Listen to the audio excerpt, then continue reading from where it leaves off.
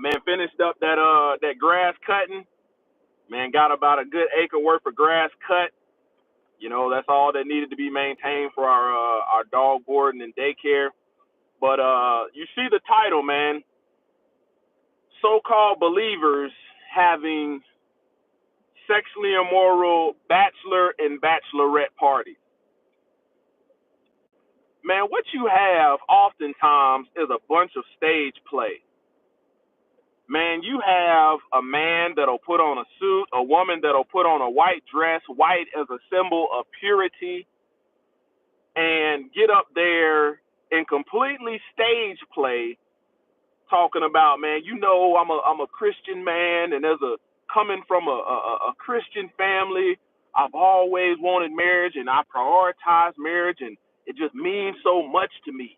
It sounds real good on the surface, but if we all go back to the week prior, or the timeline when people have these bachelor and bachelorette parties, let me tell you what doesn't go on in these bachelor parties. What doesn't go on in these bachelorette parties is sisters coming together, rejoicing in the name of Yah, praying for one another, making sure their sister is not only covered in prayer, but spiritually, mentally, and physically equipped for her role as a wife. That ain't what's going on in these bachelorette parties. It's not the brothers are coming together praying for their brother. Hey, brother, hey, I don't know if I told you, but you're going to need the Holy Spirit, the Ruach HaKodesh, on this walk. You will struggle as a husband without this spirit. You don't have brothers coming to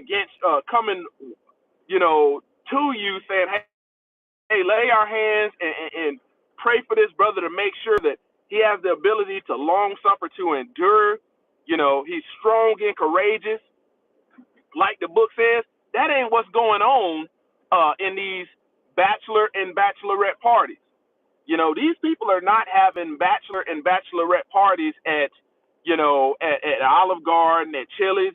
Man, venues are being rented out, and your bride, after she didn't put on this white dress, painted herself to look pure, might have had some man gyrating, butt naked, putting his meat up all on the side of her face and doing Yah knows what, and all of the other women are cheering her on and partaking.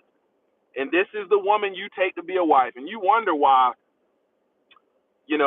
people are in the spiritual condition that they're in. Men out here, you got homeboy.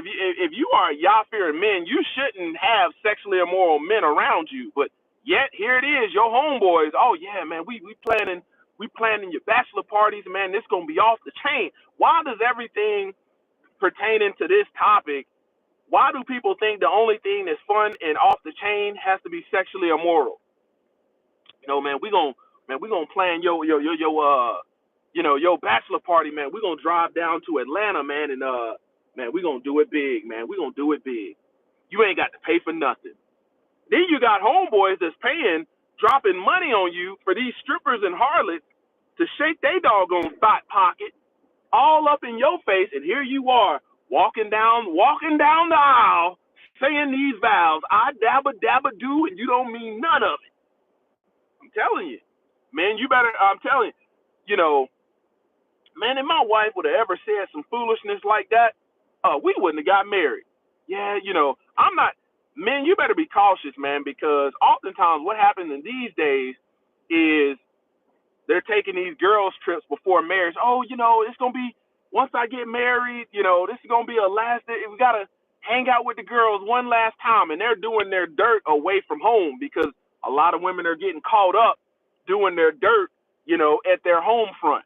But this is what's happening. Oh, my friend, pay for me a trip, and that's going to be like our little bachelorette party. I'm telling you, they going to these other countries and doing Yah knows what. They're traveling to these other states doing Yah knows what. And be honestly, the book says, man, to keep the marriage bed undefiled. We're supposed to honor the marriage bed. And what happens is you have these people that think that they're going to be spiritually capable to survive in marriage, and it ain't gonna happen. It ain't gonna happen. See, sex is the consummation of marriage, but man, we have been taught in society that sex ain't nothing but an exchange of pleasure, and that ain't it. That flat out ain't it. You know, man, you have to look at, as a man, you have to look at a woman that surrounds herself with a bunch of sexually immoral women that are trying to have a last ditch effort to be lawless, for her to defile her temple. You have to look at her and say, you know what, man, this ain't we ain't starting off on a great foundation. You know, you don't use you don't build a firm foundation with concrete that's too watery, because it doesn't have any strength. It's like trying to build a house on a foundation of jello. It ain't gonna work. Women, you gotta start looking at these men that y'all masquerade around as godly, and I grew up in the church and I'm a PK, and my mama's a pastor and daddy's a pastor, and you're supposed to have all this wisdom, but yet you want to go to Magic City the night before you getting married and let these doggone harlots shake it fast all for you, and your woman, if she's worth her weight in gold, is supposed to go for that? Man, come on. Man, there's a lot of sin, that happens while people are so-called courting, preparing themselves for marriage. I don't know how you prepare yourself for marriage by letting some doggone, exotic, that's what they call it, exotic dance, some exotic dancer put her doggone defiled and infested thought pocket all up in your face. I don't know how you preparing yourself like that. I don't know how you preparing yourself for marriage.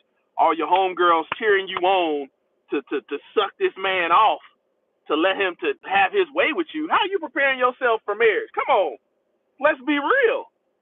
See, on this channel, I talk about stuff that you just ain't gonna hear. You ain't gonna hear this in Sunday Sun worship. Some of these same so-called Christian women that you would all have a little bachelor party, and they're gonna be doing everything except following Hamashiach. Same thing with these men. Man, you better be, man. If you go read Ephesians chapter 5, man, you better be mindful of the people you surround yourself with, because I tell you, as a Yah-fearing, even before as a man, before I was even walking in truth, I wasn't surrounding myself with men like this. You're setting me up to fail. So go read Ephesians chapter 5, and it'll detail, what I'm talking about in removing yourself around so-called believers but are still sexually immoral. You got to get these people away from you, because they will cause you to fail, and they will bring hardship upon your marriage well before, your marriage even getting started. And oftentimes it's done during that timeline of a bachelor party, bachelorette party, people doing all kind of stuff. These freak off parties ain't nothing new. They ain't nothing new. People been doing this, and oftentimes when they do it at bachelorette parties. They do it at bachelor parties, and you wonder why this man got a desire to go to the strip club once a month with his friends. They've been doing this for the longest. You wonder why your wife always want to be in the streets, and it's so doggone provocative. It's just their MO. I'm telling you, as a man or a woman, man, I'm not affiliating myself with you if you trying to get, a last ditch effort to be lawless and freak off, and you talking about you ready for marriage. No, you're not. You trying to get something out your system that is deep rooted spiritually wicked, and you don't even know it. Closer to Yah Ministries, kicking it gun barrel straight. About to get some gas, man, and go hit this lake, go fishing. Praise